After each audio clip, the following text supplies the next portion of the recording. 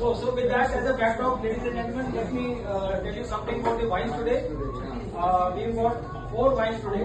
One is a sparkling wine which we had outside, and then there are 3 still wines.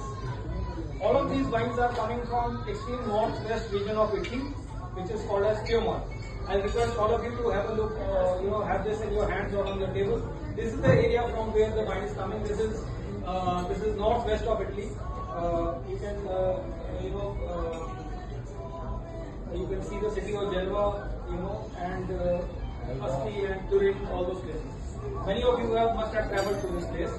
So I'll just bring out the peculiarity of this place, because all wines are coming from Piedmont. So if you see this map, it is bound by the Ligurian Sea in the south, which is part of the Mediterranean Sea, and then in the north you got the Alps.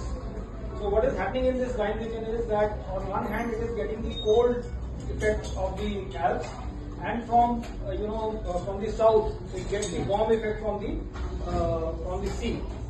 So whenever such situation happens, and also this is quite a peculiar geography that from the sea to the Alps it is just about 300 kilometers, about 4 hours by road. It is not found at many places on the globe. So like I said, when the warm climate and the cold climate they combine at a place, it leads to a situation where there is a vast difference between day temperatures and night temperatures. And in vineyards, when this happens, it is considered to be beneficial for grape growing. You get good acidity and good sugars. So that's the peculiarity of this area. And now what this does is that meeting of this cold and warm climate, it also results into morning fogs in the vineyards, especially in the harvest time. And this fog, it is known as nebbia in Italian. And from nebbia comes the word nebbiolo, which is one of the major grapes from this region, and it is there in 2 of our wines, including the wine which we had outside. That's what adds structure. It is a structured grape, a powerful grape. So with that, let me also talk about the winery. If you see again, there is a Google location tab. This is where the winery is located. Name of winery is also written. It is the Berta family winery. Its origin goes back to 1842, and presently it is the 7th generation which is managing and handling this winery. And regarding the region where this winery is located, it is called Monferrato. And this region, along with Langhe, which I will be covering in one of the later wines, has been granted the UNESCO World Heritage for 2 reasons. One is for their beautiful scenic landscapes, vineyard landscapes, and second is to uphold the tradition and promote the tradition of winemaking in this area. Incidentally, in this area, this winemaking is, this entire industry is considered as a living entity, and they treat it that way, that it is in the stage of evolution. So that's one of the USPs of this area. Now, with that, coming on to the wines. First wine we have already had. It has got a longish name. It is called Vino Spumante Metodo Chardonnay. It has a longish name, but I will break it for you. Vino Spumante, the first 2 words. Vino means wine. Spumante means sparkling. So it was a sparkling wine. Then we have Metodo Chardonnay or Chardonnay Metodo, which means Chardonnay method, or Chardonnay, it is the Italian word for tank. It is a tank method. So this wine has been made, by fermentation and the second fermentation in the cylindrical tank only, and not, like the champagne or the other traditional method wines, where the second fermentation happens in the bottle.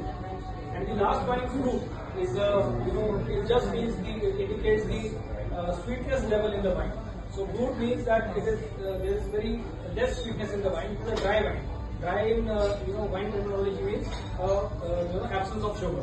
So you must have not found any sweetness. The perception of sweetness maybe, but it's not a sweet wine. So I'm sure you love the light and refreshing taste of this wine. Now I'll also cover the second wine which will be pouring now. Yeah, you can start pouring here. I'll keep speaking. So second wine, you can see the second map, please.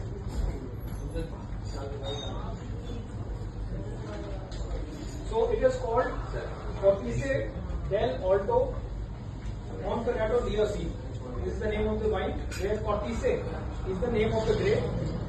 Del Alto Monferrato DOC is the region from where this wine is coming. It is a DOC region as written in the heading, which means that it is a good quality wine. And the area from where wine is coming, you can see in the maps, it is shaded.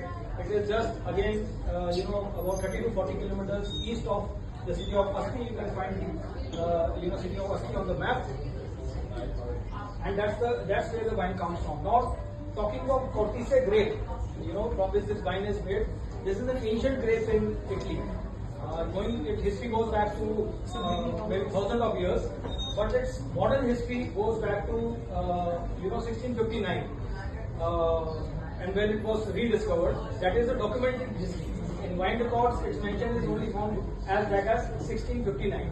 Now, Cortese as a grape is a versatile grape. Its USP is that it has got a high level of acidity. Acidity, when we talk about acidity in wine, it is not something which we feel, in our stomachs.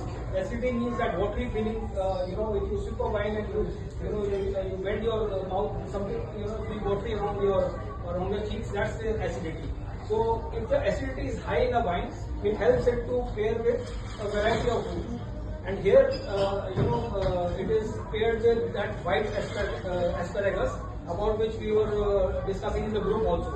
Now, I was telling them that it is a very intelligent pairing which they have done, because although white asparagus is a delicacy, but when it comes to pairing it with wines, it is little tricky because of some vegetal flavors of white asparagus, and also some subtle bitterness.